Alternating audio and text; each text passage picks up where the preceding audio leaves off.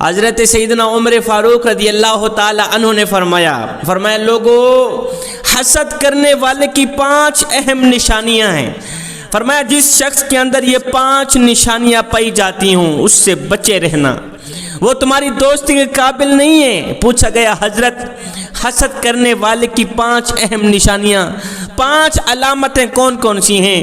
حضرت عمر فاروق رضی اللہ تعالی عنہ نے فرمایا میاں، نمبر 1، جب آپ کسی حاسد انسان سے کسی کام کے متعلق مشورہ مانگیں گے تو وہ آپ کو اسی کام کے متعلق ناکام لوگوں کی کہانیاں سنانے لگ جائے گا، ناکام لوگوں کی کہانیاں سنانے لگ جائے گا، اور آپ خود بخود اس کام سے دور ہو جائیں گے، حالانکہ یہ کام آپ کے لیے مفید تھا۔ اگر آپ کا دوست آپ کو اچھا مشورہ دے دیتا، اگر آپ کسی حاسد سے اس کام کے متعلق مشورہ نہ مانگتے، کسی اور سے مانگتے، اگر یہ کام آپ کر ڈالتے، یہ آپ کے لیے اچھا کام تھا، لیکن حاسد دوست نے تمہیں اس سے دور کر دیے، وہ ناکام لوگوں کی کہانیاں سنانے لگ جائے گا۔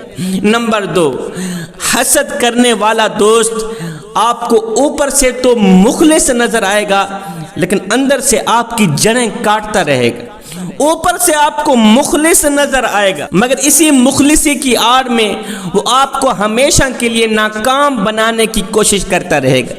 نمبر 3، حاسد انسان کبھی بھی آپ سے اپنی زندگی کے معاملات ڈسکس نہیں کرے گا، گھریلو معاملات نہیں بتائے گا، اپنی زندگی کے معاملات، اپنے خیالات ہرگز نہیں بتائے گا۔ وہ ہرگز نہیں بتائے گا کہ وہ اپنے مستقبل کے لیے کیا کچھ سوچ رہا ہے، مستقبل کے حوالے سے کیا سوچ رکھتا ہے اور اس کے آگے کے ارادے کیا ہیں۔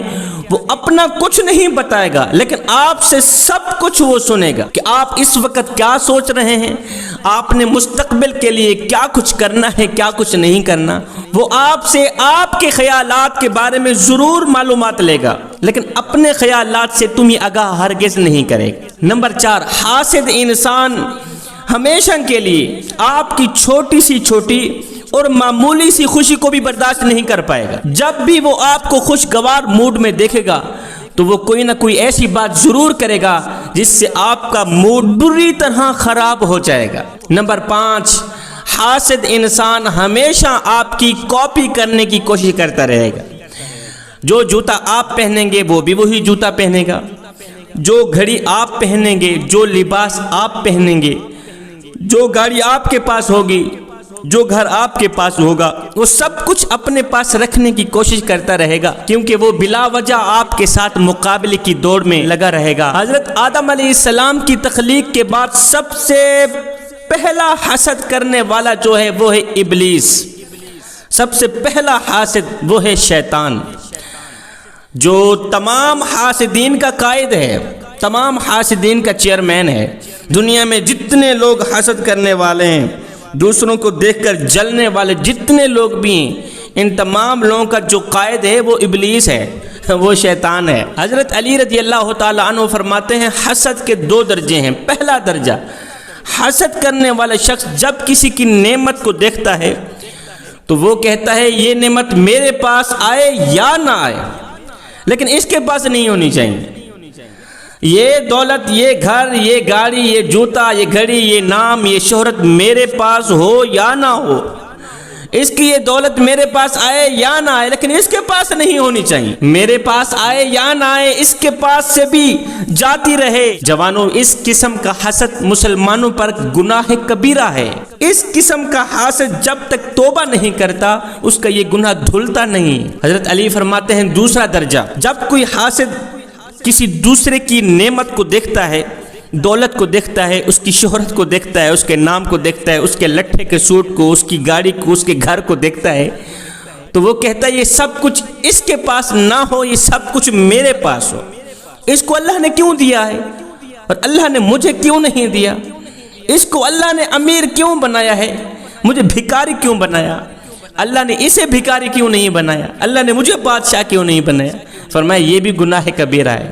جب تک حسد کرنے والا توبہ نہیں کرتا اس کا یہ گناہ دھلتا نہیں۔ میرے کریم نبی صلی اللہ علیہ وسلم نے حضرت عمر فاروق رضی اللہ تعالی عنہ کو فرمایا عمر، حسد سے بچتے رہنا، خدارا حسد سے بچتے رہنا، کیونکہ حسد مومن کی نیکیوں کو اس طرح کھاتا ہے جس طرح آگ لکڑیوں کو کھاتی ہے۔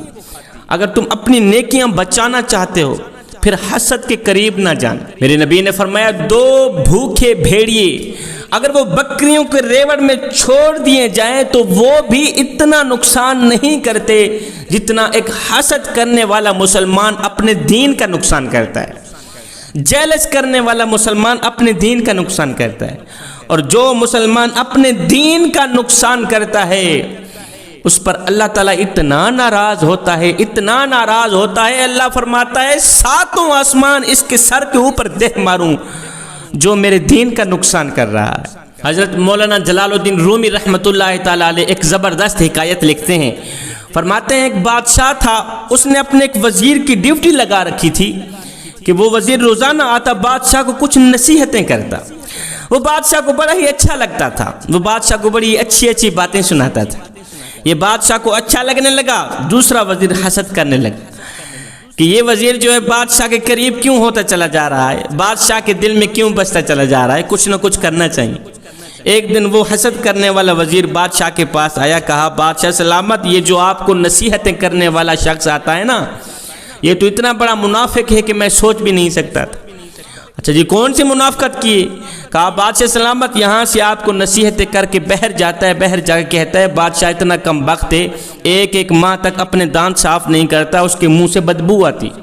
بادشاہ نے کہا اچھا، وہ اتنا اچھا ہے، وہ ہمیں نصیحتیں کرنے آتا ہے، کم بخت باہر جا کے اتنی بڑی منافقت کرتا ہے۔ حاسد وزیر نے کہا بادشاہ دیکھ لینا، کل اس کو اپنے قریب بلانا، اگر میری بات سچی ہے تو دیکھ لینا یہ اپنے منہ کے آگے ہاتھ رکھ دے گا، اپنے منہ کے آگے ہاتھ رکھ دے گا، ناک کے اوپر ہاتھ رکھ دے گا، پھر میری بات سچی ہی نکلے گی، کل دیکھ لینا۔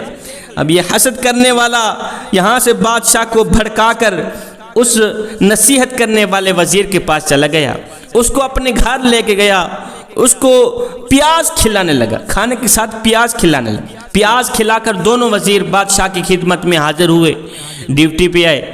اب یہ وزیر جو ہے نصیحتیں کرنے لگا، بادشاہ نے اس کو اپنے پاس بلایا، میرے پاس۔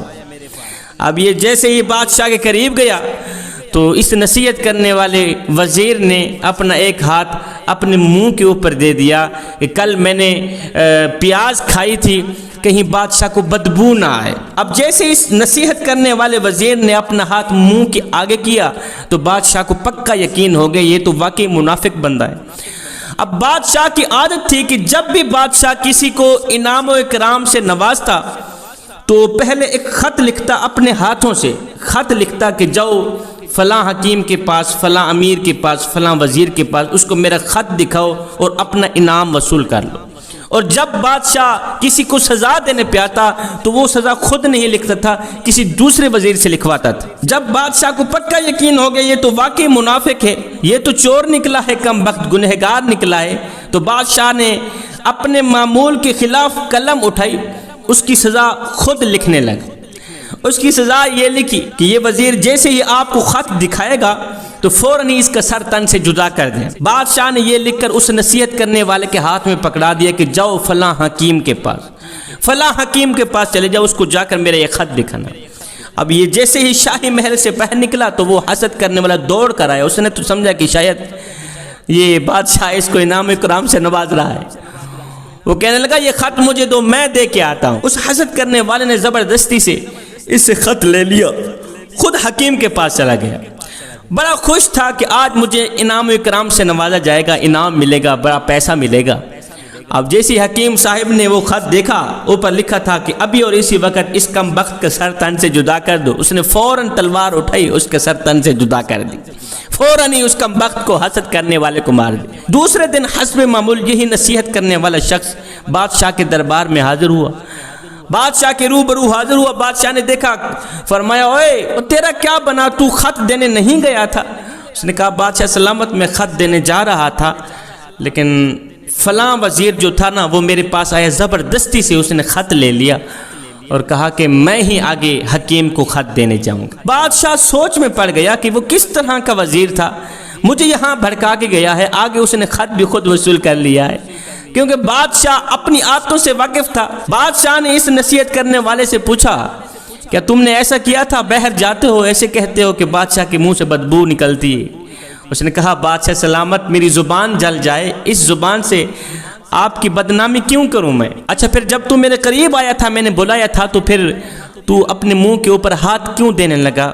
اس نے کہا بادشاہ سلامت، اسی وزیر نے مجھے اسی دن پیاز کھلائی تھی، اسی دن پیاز کھائی تھی، اس سوچ کی بنیاد پر میں نے منہ کے آگے ہاتھ دے دیا کہ بادشاہ کو بدبو محسوس نہ ہو۔ بادشاہ سمجھ گیا کہ وہ تھا حسد کرنے والا۔ اب یہ سب کچھ سننے کے بعد بادشاہ نے کہا واقعی وہ حسد کرنے والا تھا، حسد کرنے والے کا انجام یہی ہوتا ہے۔ بادشاہ نے کہا وزیر اب تم روزانہ کی بنیاد پر یہ نصیحت بھی کیا کرو کہ انسان کی تباہی کے لیے بس اس کا برا ہونا ہی کافی ہے۔